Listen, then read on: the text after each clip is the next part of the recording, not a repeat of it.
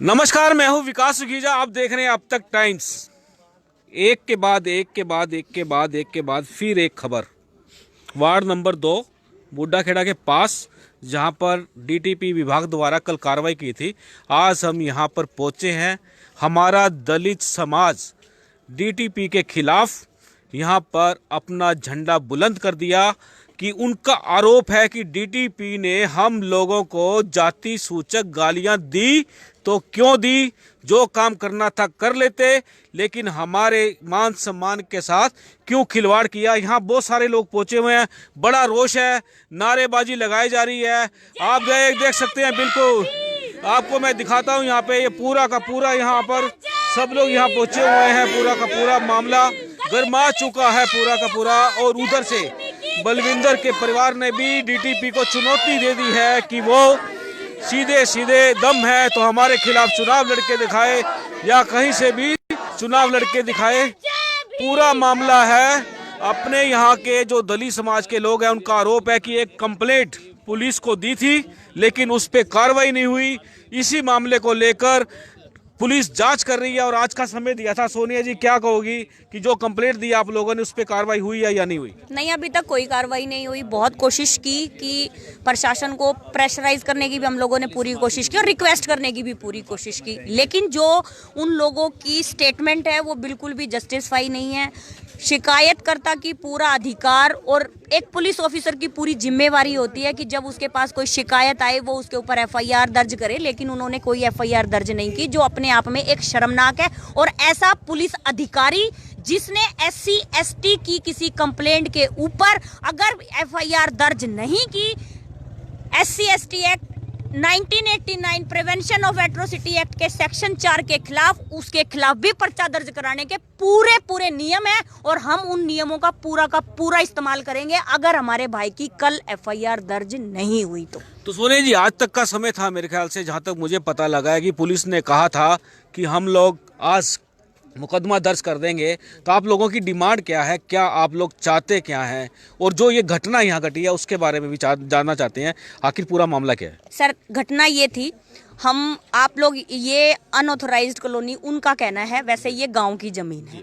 आपने इसको नगर निगम में ले ली। आप जहां पर इस जगह पर जहां पर आप लोग इस समय खड़े हैं, ये भी उसी एरिया का एक पॉइंट है। आप नीचे जरा एक बार अपने कैमरे देख लें। सड़क जो है वो नगर निगम की, मेयर की जो कंपनी है ना, उसी की ईंटें टाइलें लगी हुई हैं यहाँ पे, कोई बाहर की नहीं लगी हुई है। तो ये कैसे बिछ गई यहाँ पे जब ये अनअप्रूव्ड कॉलोनी है? उसके बाद यहाँ पर खंबे देख लीजिए, लाइटें देख लीजिए, और उसके बाद सीवरेज की पाइप देख लीजिए, सब कुछ है। मैंने अभी थोड़ी देर पहले आप लोगों की वो विक्रम की स्टेटमेंट आपके चैनल पे सुनी थी। उसका ये कहना था कि हमने तो प्रधानमंत्री आवास योजना में जो मकान बने हुए हैं उनकी कनेक्टिविटी के लिए ये सीवरेज पाइप दबाई है। जमीन क्या तुम्हारे बाप की थी? किसकी जमीन थी? ये गाँव की जमीन थी। तो ऐसे कैसे डाल दी? पूछने की बात है उनसे। सब सारी जगह पे कब्जा थोड़ी कर लोगे जी, कब्जा थोड़ी कर लेंगे किसी जगह के ऊपर। जिस तरीके से इस जगह के ऊपर नाजायज कब्जा ये लोग करने की कोशिश कर रहे हैं, मैं आपको कारण बताती हूँ। ऑन हाईवे ये गांव पड़ता है। इस जगह की कीमत आज की डेट में बहुत ज्यादा है और मैं कह रही हूँ इन लोगों का कब्जा यहाँ से हटने दो। ये लोग यहाँ पे अपना कोई और कुछ नहीं तो बीजेपी का कार्यालय ही बना देंगे जी। और ये लोग क्या चाहते हैं? सारे देश में तो कब्जा कर लिया। मैं ये कह रही हूँ, यही जो डीडीपीओ अभी आपके उस पे इतना भाषण दे रहा था, मैं कह रही हूँ चल तू मेरे साथ इस रोड पे। वो जो सामने 3 मंजिल की बिल्डिंग खड़ी है बेटा, तू उसके आगे तू बुलडोजर खड़ा ही कर दे। वहां वो पुलिस वाले की कोठी बन रही है, उसको क्यों ना गिरी? जिस मकान के बाहर कल आप खड़े हो गए ये कह रहे थे कि ये इस खंबे में मीटर लगे हुए हैं, वो साइड में जो पीले रंग की कोठी है वो पुलिस वाले की नहीं है। अच्छा। वो क्यों नहीं गिरी जी? तो ये तो आप बताएंगे क्यों नहीं गिरी, किस कारण से नहीं गिरी, क्या कारण रहा? कारण तो यही है ना कि सिफारिश या पैसे। और क्या? सिफारिश या पैसे। हमारा ब्योत नहीं कि हम सेक्टर में पैसे वो लगे। मेरा एक गरीब समाज है, हम लोग तो दिहाड़ी मजदूरी करने वाले लोग हैं, लेकिन जिस तरीके से ये डिपार्टमेंट काम कर रहा है, मैं ये कह रही हूँ, चलो मैं तो ज्यादा नहीं कहती, जिस कॉलोनी में मैं रहती हूँ, मैंने 2013 में करनाल में पैर रखा था, 2014 में मैंने मकान खरीदा, 2015 में मैंने रजिस्ट्री कराई, अनअप्रूव्ड कॉलोनी में मैंने मकान लिया, अनअप्रूव्ड कॉलोनी में मैंने रजिस्ट्री बनाई, लेकिन आज वो कॉलोनी पक्की है। आज वो कॉलोनी पक्की है। तो अब आपको तो वहाँ सुविधा भी काफी मिल रही है। क्या कभी की पूरी सुविधा मिल रही है हमें? जाके तो देखो तुम वहाँ पे क्या सुविधा मिल रही है हमें। सिर्फ हमारे नाम पे पैसे खाए जा रहे हैं वहाँ पे। और कोई कुछ कोई नहीं कोई मिल रही। काम हुआ वहाँ नहीं, पे, मैं किसी आपको तरह ये- की कोई आप डेवलपमेंट मेरे हुई? को- मैं देखो कुछ बातें ऐसी होती है बाद में आदमी विचार करता है, उसको उसके दिमाग में बहुत सारी बातें आती है। मैं ये कह रही हूँ सर, मतलब मेरे को उस दिन कई मीडिया वालों ने सवाल पूछा, कई बार आदमी के दिमाग से ना बात निकल जाती है। मैं बाद में मैंने विचार मैं किया। सोनिया जी एक बात आपको रोक रहा हूँ दोस्तों, आज मैंने भी जब डीटीपी विक्रम कुमार का इंटरव्यू किया तो एक क्वेश्चन मेरे माइंड से स्लिप हुआ, जिसके लिए हम अपने समाज से, दलित समाज है जो हमारा, उससे हम माफ़ी क्षमा मांगते हैं, क्योंकि मुझे एक क्वेश्चन मेरे माइंड में था और कुछ मेरे को माइंड की प्रॉब्लम की वजह से स्लिप हुआ। और वो क्वेश्चन ये था दोस्तों, मैं सबको बता देना चाहता हूँ कि दलित समाज के खिलाफ जो अपशब्द कहे गए वो क्यों कहे गए, ये मेरा क्वेश्चन था डीटीपी साहब से, लेकिन मैं पूछ नहीं पाया। तो सोनिया जी आप क्या कहोगी इस बारे में? देखिए मैं कह देती हूँ, मेरे समाज के यहाँ पर इतने सारे लोग खड़े हैं, मैं जानती हूँ मेरे समाज को, मैं 24 घंटे समाज में रहती हूँ, हमेशा समाज की आवाज उठाती हूँ। लेकिन मैं आपके चैनल के माध्यम से, मेरे समाज के लोग ना तो इतने पढ़े लिखे हैं कि वो अपनी आवाज को इतना बुलंद कर सके। दूसरी बात, वो फाइनेंशियली इतने कैपेबल नहीं है जो इनका टक्कर ले सके। हमारे पास तो शाम की रोटी का जुगाड़ नहीं है।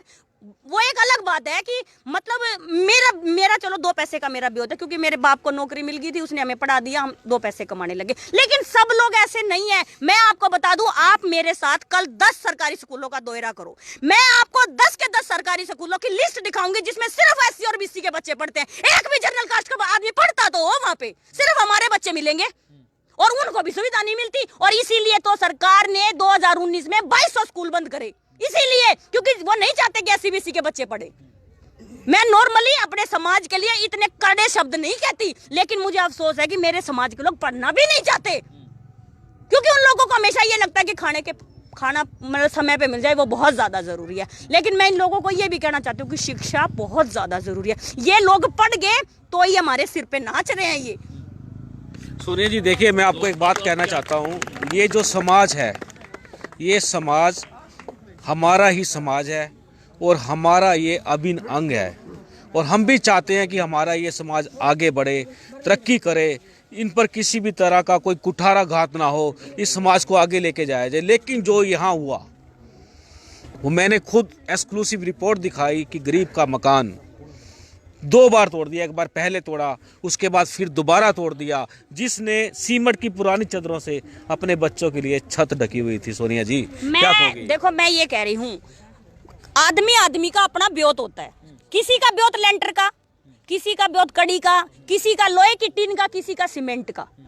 लेकिन अगर कसूरवार है तो हर एक है, सिर्फ लोहे की टीन या सीमेंट की टीन को वो ना किया जाए, टारगेट ना किया जाए। मैं ये कह रही हूँ, मेरे साथ अभी बुलाओ, अभी वो आपके चैनल पे ये भी कह रहा था ना कि हमने, आप उससे पूछ रहे थे कि नूर महल के बाहर एक बिल्डिंग बन रही थी, हमने वो भी तोड़ दी, गोंडा में बन रही थी, हमने वो भी तोड़ दिया। आजा भाई, तू तोड़ के दिखा, तेरे श्यामी बिल्डिंग बन रही, तू पंजा खड़ा करके दिखा दे उसके, श्यामी तेने ठान नहीं ले जाता। वो हमारा तो ब्योत मारा था और हम मौके पे नहीं थे।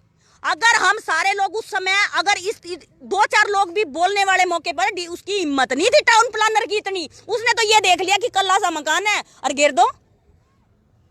मैं यूं कह रही हूं, मैं अकेली होती, मारे वाला बोल नहीं पाया शायद टाइम पे, उसको ये लगा कि मैं अकेला हूं, लेकिन वो अकेला बिल्कुल भी नहीं है। और मैं तो ये कह रही हूं, हम तो कल 12 बजे तक का इंतजार कर रहे हैं। 12 बजे डीएसपी साहब बता दे, उसके बाद नजारा देख लेना। और ये भी शर्त रही, कति खुल्लम शर्त डीएसपी से और एसपी से, अब देख लेंगे पर्चा दर्ज करेगा कि नहीं करेगा। तेरे में जितना दम तू लगा लिया, मारे में जितना दम हम लगा लेंगे। हम अनपढ़ नहीं, 100% पर्चा दर्ज करवाएंगे, 100%, जैसे मर्जी कर लिए भाई जी। ये भी जिद दोस्तों, और जिद मैं की आपको, बात नहीं, अधिकार की बात है। जिद सिर्फ जिद की बात नहीं, अधिकार की बात है। हमारा अधिकार है और उसकी जिम्मेवारी, तू अपनी जिम्मेवारी मत नभवा। हम SC/ST एक्ट में सेक्शन 4 में तेरा पर्चा दर्ज करवाएंगे। अगर हमारा पर्चा दर्ज नहीं करा, SC/ST एक्ट इसीलिए बनाया गया था कि ये जो दबे कुचले लोग हैं इनको एक मजबूती मिले, इसलिए नहीं लिया था कि कोई भी आवे इनकी चुंडी पाड़ के चला जावे। ये कौम चुप है, लेकिन ऐसा नहीं कि न बोलना नहीं आंदा, बोल लेंगे तो बुड़के भर लेंगे, ऐसे भी काम है जी। हमारे। सोनिया जी आपने अपनी बात रखी है।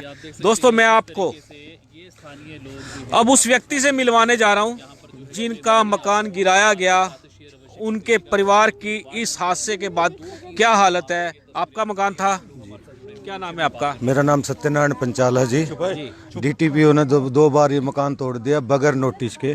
मेरी माता जी और मेरी बीबी हॉस्पिटल में है और डीटीपीओ जो है हिसार का रहने वाला है।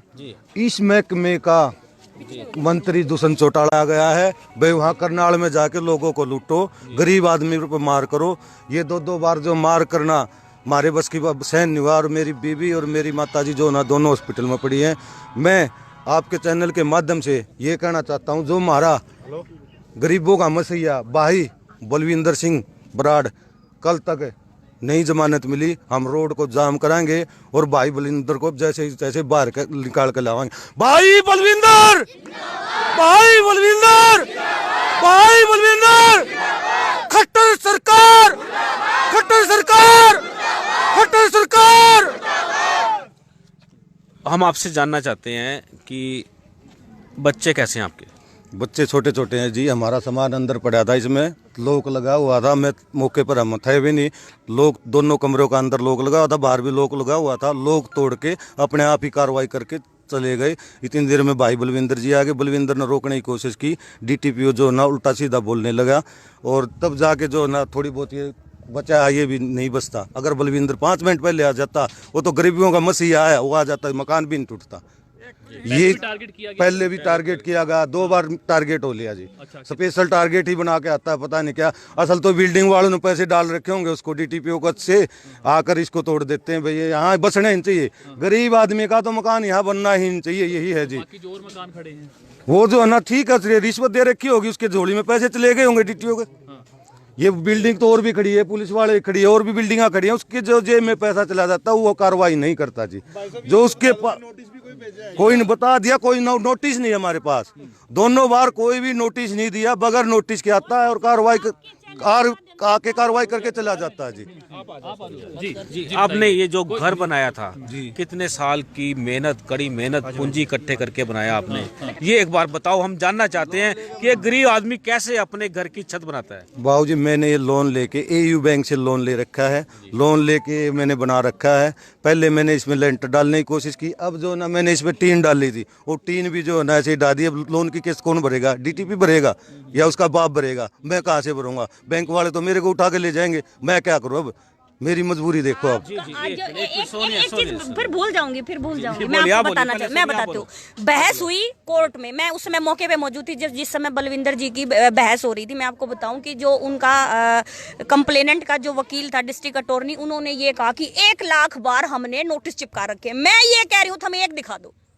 आज तक के इतिहास में कभी किसी अवैध कॉलोनी के लिए पोस्टर नहीं चिपकाए गए। सिर्फ एक लोहे का नीले रंग का बोर्ड लगता है और लगने के 3 दिन के बाद आप पतार ले जाए उसने, और फिर मकान। ये बात देखिए, मैंने भी कांटेक्ट किया था कि हुडा जो ये डीटीपी डिपार्टमेंट है, ये जो नोटिस जारी कर रहा है, सूचनाएं जारी कर रहा है, वो दिखती कहाँ है, जाती कहाँ है, लोगों तक क्यों नहीं पहुंचती? जेब में। ये प्रश्न तो मैंने भी उठाया था। जेब में जाती हैं, उनके जेब में रखी रहती हैं ये, कि कभी पब्लिसाइज नहीं की जाती और फिर पब्लिक को इस तरीके का नजारा दिखाया जाता है। इतना शरीफ बन रहा है, तेरी शराफत इतनी है, तू एक क्लास 1 ऑफिसर है, तेरे को ये सोचना चाहिए कि मैं इतना बड़ा कार्य करने जा रहा हूँ, कम से कम मैं मीडिया का सहारा ले लूं। हमें अब वो चीज दिखा रहा है कि बलविंदर के हाथ में ईंट है और तू अपना मुंह तो दिखा, तू के गाड़ बक्कन लग रहा है, तू अपनी तो दिखा। अपना पहले से सेटिंग कर रहा है, उसकी वीडियो बनानी है, नू बनानी है, तूने मौके जब आप इधर आ जाइए, आप इधर आ जाइए। मैं एक बात मैं जो कहना चाहता हूँ वो सुन लीजिए दोस्तों। इस मामले के अंदर सबसे बड़ी बात जो सामने निकल के आई है, जो ये घर बनाया गया था, इस पर बैंक ने लोन दिया हुआ था। आप सोच सकते हैं कोई भी बैंक इतनी आसानी से लोन नहीं देता, क्यों सोनिया जी? मैं आपको बताती हूँ, आपको बताती हूँ। मैंने 2014 में अनअप्रूव्ड कॉलोनी में मकान खरीदा, 2015 में रजिस्ट्री कराई, 90 गज का मकान, गवर्नमेंट बैंक से 20 लाख रुपए का लोन लिया। मेरा लोन माफ करो, क्योंकि मेरा तो अनअप्रूव्ड कॉलोनी में था, करो मेरा लोन माफ जी। मामला सवाल ये भी तो है ना। बिल्कुल। और मैं बता दूं, अनअप्रूव्ड कॉलोनी में जितने भी मकान बनते हैं, सारे के सारे भाई साहब गरीब लोगों के और लोन पे बनते हैं। सारे के सारे, चाहे वो 2 लाख का ले, चाहे कोई 5 लाख का ले, लेकिन सारे के सारे लोन पर ही बनते हैं। देखिए सोनिया जी, जो लोन देने की प्रक्रिया है, आप वो देखिए ना। आप वो तो गवर्नमेंट जी, से वो अप्रूव्ड आप है, देखो ना। वो तो गवर्नमेंट से अप्रूव्ड है ना। जो गवर्नमेंट लोन दे रही है हाँ। और गवर्नमेंट तोड़ रही है, ये मामला समझ में नहीं आ रहा। एक बार समझाओ तो क्या है ये? गवर्नमेंट की कितनी ऐसी एजेंसियां हैं, मैं आपको बता दूं। MC बने, वोट बनाने के लिए हमारी कॉलोनी में, अनअप्रूव्ड कॉलोनी में कॉलोनी तो अब अप्रूव्ड हुई है, 2018 में शायद अप्रूव्ड हुई होगी, लेकिन मैं आपको बताऊं आंगनबाड़ी भी पहले से थी। अनअप्रूव्ड कॉलोनी में आंगनबाड़ी का क्या मतलब होया, क्यों बनाई? लेकिन सरकार को अपने खाते में एक आंकड़ा जोड़ना था, इसलिए बना दी। और पूरे करनाल में कितनी मतलब जब तक कोई कॉलोनी बसेगी नहीं, कॉलोनी मैं आपको बता दूं, कॉलोनी को अप्रूव्ड कराने का भी एक चार्ट है। जब कोई कॉलोनी 80% से ज्यादा भर जाती है तब जाके उसको अप्रूव्ड का दर्जा मिलता है। तो कैसे भरेगी जब तुम भरने नहीं दोगे? तो बिल्कुल बात ठीक है, आप क्या कहेंगे? जी मैं ये कहना चाहूँगा, इस समय करनाल में ओबीसी और ये एससी वर्ग जो है बिल्कुल दबा कुचला हो गया है। सारे अधिकार छीनने का प्रयास किया जा रहा है, जो इस मामले में पिछले 2 दिन से हम देख रहे हैं। देखिए, जो पार्षद महोदय हैं उन्होंने अपना प्रयास किया था अपने लोगों के साथ देने का। ये मतलब थोड़ी था कि आप इस प्रकार से ऐसे रात को 11 बजे कोई तरीका होता है कोई। इस समय आप देख रहे हो करनाल प्रशासन बिल्कुल निरंकुश हो चुका है और अपनी जो गरिमा होती है वो खोता जा रहा है अपने समाज के नज़रों में। करनाल की जो जनता है वो ये समझ रही है, देख रही है कि क्या स्थिति हो चुकी है। और मैं इस समाज के, इस जो अपना एससी समाज है, ओबीसी समाज, मैं ओबीसी समाज से आता हूं, तो मैं इसके भी पे, पूरे समाज के भी पे मैं कहना चाहता हूं कि या तो ये एफआईआर दर्ज हो, नहीं तो ये जनता सड़कों पे निकल पड़ेगी और आपको संभालना मुश्किल हो जाएगा। ये इस प्रकार के जो आप काम कर रहे हो, जो गैर तरीके से, ये ठीक नहीं है। ये जब तक बलविंदर जी के साथ न्याय नहीं होगा, हम एससी और ओबीसी समाज के साथ न्याय नहीं होगा। आप देख रहे हैं जितने भी मामले हैं, कितने सारे घोटाले हो चुके हैं करनाल में। क्या किसी में कोई न्याय हुआ? किसी अधिकारी को उठाया गया इस प्रकार से, जिस प्रकार से बलविंदर जी को उठाया गया? ये कोई तरीका होता है? इंसानियत खोते जा रहे हैं, नियम कानून कुछ पता ही नहीं है। ये इस तरीके से होगा क्या? ये तो केवल एक तानाशाही के रूप में आ गए हैं। इस तरीके से नहीं होना चाहिए। जब सोनिया जी एक मैं आपको बताना चाहता हूँ। बलविंदर सिंह बराड़ की धर्मपत्नी ने डीटीपी को चेतावनी दी है, अगर उनमें दम है तो करनाल के 20 वार्ड में से किसी भी एक वार्ड में हमारे मुकाबले चुनाव लड़के दिखाए। जनता का प्यार हम दिखा देंगे। क्या होता है, आप क्या कहोगे? देखो, मैं बताती हूँ। मैंने खुद एमसी का इलेक्शन लड़ा और इसी बार लड़ा था। वार्ड नंबर 4 से मैंने एमसी का इलेक्शन लड़ा था और मुझे पता है कि वोट मांगना मिलना बहुत मैटर करता है। और लेकिन बलविंदर भाई साहब ने मेयर पद के लिए और 2 चुनाव एक साथ लड़े थे। और मैं आपको बताऊं कि एक मात्र ऐसा एमसी था जो सिर्फ काम की चर्चा कर रहा था। एक मात्र ऐसा एमसी बन के मेयर के लिए लड़ रहा था और उस मेयर के लिए जिसके साथ 5 साल काम करके आया। मतलब बहुत बड़ी, उसके सिर्फ काम के दम पर। और देखो, उस समय मेरे को भी जब ये पता चला कि इसकी कॉलोनी में इतना कुछ हो रहा है, वार्ड में ये कुछ हो रहा है, हम लोगों ने विजिट भी करी थी। मैं कहा देखे तो सही, मैं कहा ऐसा कुछ है भी, और वाकई में ऐसा था। और सबसे वेल सेटल्ड मतलब ये वार्ड है, वार्ड नंबर 2। कितने करोड़ के काम हुए थे पिछले प्लान में? नहीं, ये तो मैं नहीं बता पाऊंगी कि कितने करोड़ के होते। आप देख रहे हैं, हमने आपको जो बिल्कुल खास चैनल के माध्यम से एक मिनट, सोनिया जी की सारी बातें सुनेंगे। बताओ सोनिया, सुननी पड़ेगी, सुननी इसलिए पड़ेगी क्योंकि सरकार के साथ बहुत ज्यादती हो रही है। मैं आपको बताती हूँ सोनिया जी, कोर्ट में देखो, नेशनल हाईवे का ये एक नियम है कि 100 मीटर के दायरे में कोई कंस्ट्रक्शन नहीं हो सकती। 100 मीटर के दायरे में। मैं वकील हूँ। कोर्ट में चैम्बर, आपने देखा होगा, जो चैम्बरों की जो बिल्डिंग है उसके साथ में शेड डले हुए हैं। वो शेड पक्के नहीं हो सकते। ऐसा नहीं है कि वकील उनको पक्का नहीं करा सकते, लेकिन वो 100 मीटर के दायरे में आते हैं। लेकिन जब बात आ जाए हुंडई की और जब बात आ जाए टाटा की, बिल्कुल नेशनल हाईवे से सटा के कर रखे हैं। क्यों कर रखे हैं भाई? क्योंकि वहां से बढ़िया सेवा जारी है, टाइम पे काम हो रहे हैं। वक्कर बोर्ड की सारी जमीन पर बीजेपी ने कब्जा कर रखा है। वो जो डीटीपीटी कह रहे हैं कि हमें किसी नियम की जरूरत नहीं है, दिखा तो सही। उसने ये कहा कि मुझे किसी को नोटिस देने की जरूरत नहीं, क्योंकि मैंने तो नोटिस चिपकवा दिए थे। मैं उसको ये कह रही हूँ, तो लिखा हुआ दिखा कि हमें नोटिस देने की जरूरत नहीं, तो हमें दिखा तो सही लिखा हुआ। दोस्तों, आपको हम दिखा रहे हैं बिल्कुल बूढ़ा खेड़ा से लाइव खबर दिखा रहे हैं, और हम चाहेंगे इस खबर को आप लाइक शेयर करते चले जाना। और एक और है यहाँ के जो निवासी हैं। क्या नाम है आपका? आप बताएं, क्या नाम है आपका? मेरा नाम सुभाष कोच है। ये मेरा समाज है सारा। अच्छा, सुभाष कोच आची हो। हाँ जी, हाँ मैं जी। आपके नाम के बारे में जानना चाह रहा था। ये मेरे समाज के लोग हैं। क्या कहना चाहोगे? डीटीपी को ये कहना चाहता हूँ कि हम चमार समाज से हैं, ये वाल्मीकि समाज है, हमारा एक ही समाज है। हमें क्या गुनाह किया है कि भगवान की देन है ना, हम इस समाज में पैदा हुए। तो उसने हमारे समाज को पूरे को गालियां दी। उसने हमारी दी बेटियों को गालियां दी, चूड़ा चमार 1.5 2.5 सवा 3 उसने बोला है। उसको क्या राइट दिया है किसी ने? गवर्नमेंट ने उसको राइट दिया है क्या? ये मैं ये कहना चाहता हूं कि प्रशासन से और आपके मीडिया के माध्यम से भी कल उसका पर्चा दर्ज नहीं हुआ तो पूरा एससी समाज, पूरा वाल्मीकि समाज पूरा इकट्ठा होके प्रशासन करेगा, प्रशासन की भी उसकी गिट्टी में गुंठा दे देगा। ये हमारा आपके माध्यम से कहना चाहते हैं। जी दोस्तों, आप देख रहे हैं बूढ़ा खेड़ा से अब तक की ये खास रिपोर्ट मैं आपको दिखा रहा हूं और पूरा का पूरा बूढ़ा खेड़ा यहाँ जमा हुआ है और हर आदमी अपनी बात रखना चाहता है। आप देख रहे हैं अब तक टाइम्स और मैं हूं विकास सुखीजा। अब ये एक महिला है, माता जी हैं, वो भी कुछ कहना चाहती हैं। बताइए आप क्या कहना चाहती हैं माता जी? सर हम ये कहना चाहिए बात हम वाल्मीकि तुम्हारे चूड़े क्यों कहे जा? जो हमारी कास्ट आई बाप सर, जो आपकी कास्ट होगी वही कहेंगे ना। हमारे को चूड़े कहेंगे, जलाद कहेंगे, सूर पाड़ा। जब हम गरीब आदमी दिहाड़ी करके खाम तो सूर भी पालेंगे, मुर्गे पालेंगे।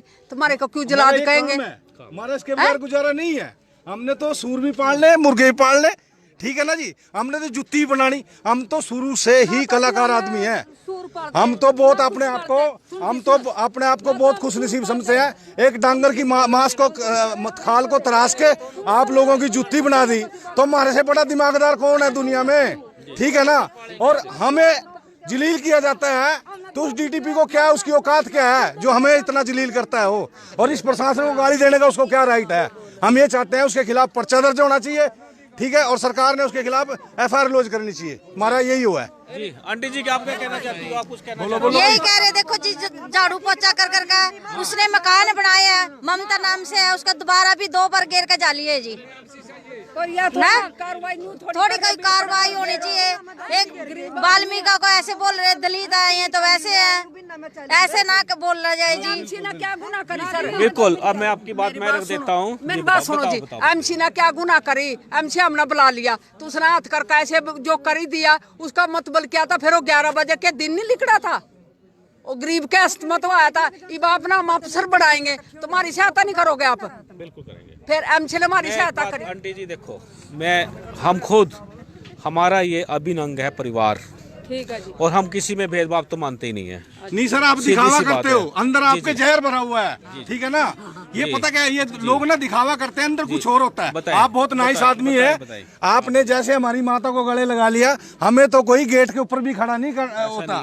ऐसा ही है। आपके माध्यम से ये कहना चाहता हूँ, आप एक बात सुनो ना, मैं आपको कहना चाहता हूँ कि ये सिर्फ दिखावा है। ऐसा नहीं है, ऐसा ही है। क्योंकि समाज को गाली देने का डीटीपी को क्या मतलब है? बिल्कुल सही बात। और मीडिया के आगे उसने गालियां दी हमारे समाज को, उसको क्या, वो ठेकेदार थोड़ी है? आपने गले लगा दिया। आपने सिर्फ मीडिया के सामने दिखाने की कोशिश की भाई नहीं कोई भेदभाव नहीं है। भेदभाव है, ठीक है ना। हमारे जो विधवा का दर्द विधवा जानती है, सुहागन नहीं जानती। हम जिस समाज से, हमारा गुना थोड़ी है, ये तो परमात्मा ने देन दी है उसकी। हम वाल्मीकि हैं, चूड़े हैं, चमार हैं, हम है ना। इसमें किसी को क्या दिक्कत है बताओ हमारे को? जी मैं फिर एक बात कह रहा हूँ कि कोई भी समाज अकेला नहीं होता, सबके साथ होता है। आप देख रहे हैं अब तक टाइम्स। हम चाहेंगे इस खबर को साथ के साथ लाइक शेयर करें। आप देख रहे हैं बूढ़ा खेड़ा से, मैं हूँ विकास सुखीजा। नमस्कार, जय हिंद, जय भारत।